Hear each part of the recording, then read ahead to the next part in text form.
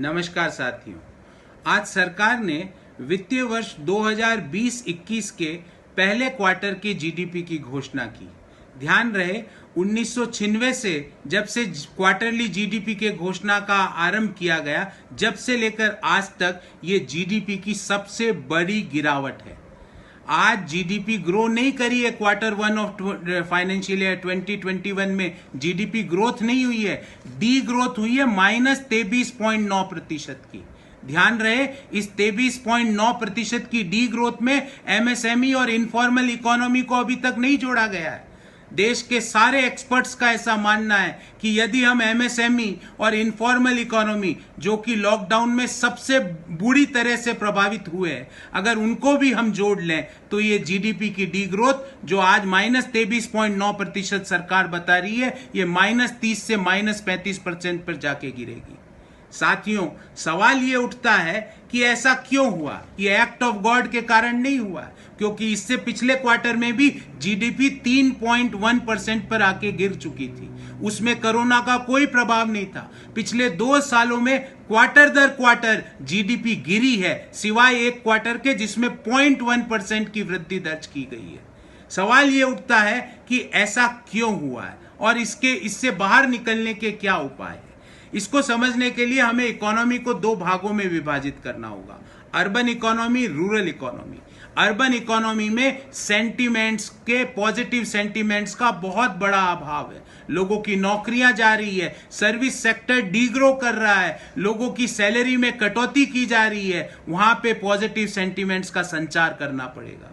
और rural economy जो आज अर्बन इकोनॉमी से बेहतर कर रही है, क्योंकि जिस चीज का माननीय प्रधानमंत्री जी संसद में खड़े होकर मजाक उड़ाया करते थे, मनरेगा का, आज उसी के कारण rural economy marginally urban economy से बेटर कर रही है। तो अब इससे बाहर निकलने का क्या उपाय है? इससे बाहर निकलने के 4 उपाय हैं। नंबर 1, अर्बन इकोनॉमी में और सर्विस सेक्टर में पॉजिटिव सेंटीमेंट्स का सृजन करना पड़ेगा। इसके लिए सरकार के नुमाइंदों को मोर के साथ नहीं, सॉफ्टवेयर इंडस्ट्री के जो चैंपियंस हैं उनके साथ बैठक करनी पड़ेगी। उनको कॉन्फिडेंस में लेना पड़ेगा। कैसे नई जॉब्स का क्रिएशन होगा सर्विस सेक्टर में, इसका ब्लूप्रिंट देना होगा देश को। और जो जॉब लॉस हुआ है उन लोगों को डायरेक्ट कैश सपोर्ट करके एक पॉजिटिव कम्युनिकेशन देना पड़ेगा। दूसरा, रूरल इकोनॉमी में लॉन्ग टर्म सॉल्यूशंस आपको डिजाइन करने पड़ेंगे। उसके लिए आपको इकोनॉमिस्ट्स की बात करनी पड़ेगी, किस तरह रूरल सेक्टर में इन्वेस्टमेंट को बढ़ाया जाए, public investment as well as private investment को किस तरह रूरल सेक्टर में डालने के लिए प्रेरित किया जाए, इसकी योजनाएं बनानी पड़ेगी।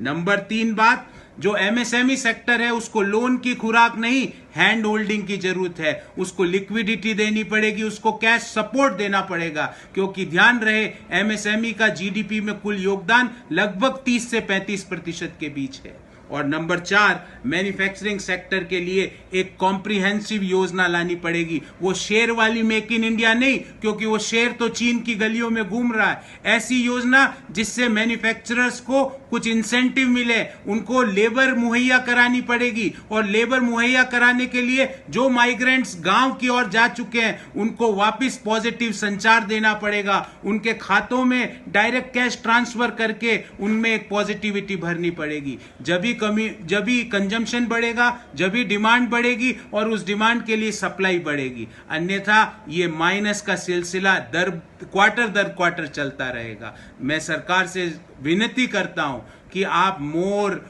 कुत्तों की बात तो करते हो, पर इन जीडीपी की बात भी कर लीजिए। एक बार पूरी मन की बात सिर्फ जीडीपी के ऊपर और इकोनॉमी के ऊपर कर लीजिए।